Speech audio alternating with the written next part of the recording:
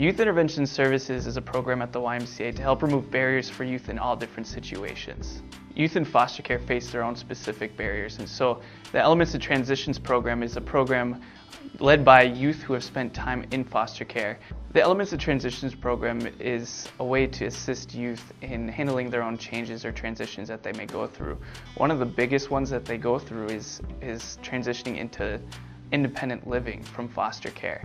So helping them be able to manage those changes from leaving a parent's house or leaving a foster home to now living independently, to managing their own budget, to anything that may help them become independent in their community. A 2013 study showed that in Minnesota, 35% of homeless youth and 21% of homeless adults had experienced living in a foster home. Each year, an estimated 20,000 young people age out of the U.S. foster care system. Many are only 18 years old and still need support and services. Several foster care alumni studies show that without a lifelong connection to a caring adult, these older youth are often left vulnerable to a host of adverse situations.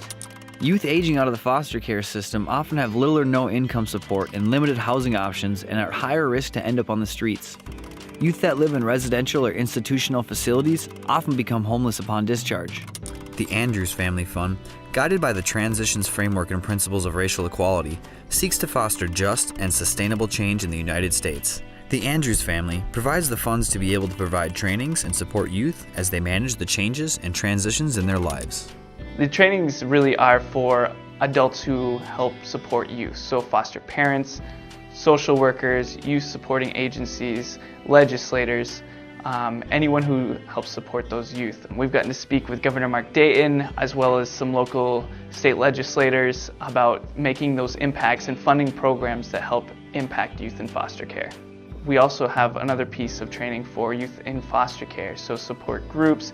We also do the Transitions Framework training for them as well.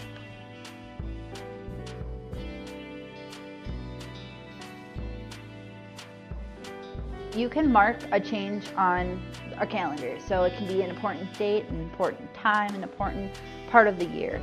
You know what it is, you can go back and say, okay, that's the day it happened.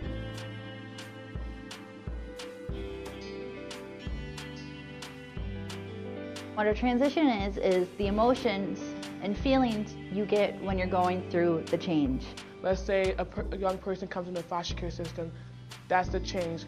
Now dealing with everything that goes along with the system, like dealing with their new foster family, the emotions behind that, and the frustration, or even anger or excitement of being in that new situation. The best thing that people can learn in supporting youth is how to help them manage those transitions. Youth in foster care go through many different changes in their life, be it from home to home, be it from school to school, new foster parents being separated from their family, from siblings. In 2002, when I came to America, that was a huge change for me. New surrounding, the weather was a huge change for me. The transition part was the emotional part of me having to adapt to a new surrounding. And I keep on saying adapting because that's a huge word for me, especially being in the system. Because you think about a lot of kids, we're so good at adapting, but we're not that well at dealing with our issues. We go through those phases so fast, we just adapt to it, but we don't deal with the emotional part of it. And the benefit of doing on the transition program here at the Y is that you learn how to deal with people and how to deal with them in an appropriate way and not think the world is against you, because when you're in the system you think the government's against me, my social worker's against me, even my family's against me. But when you're in this program, it teaches you they're not against you, they might not be educated in the situation that you're going through.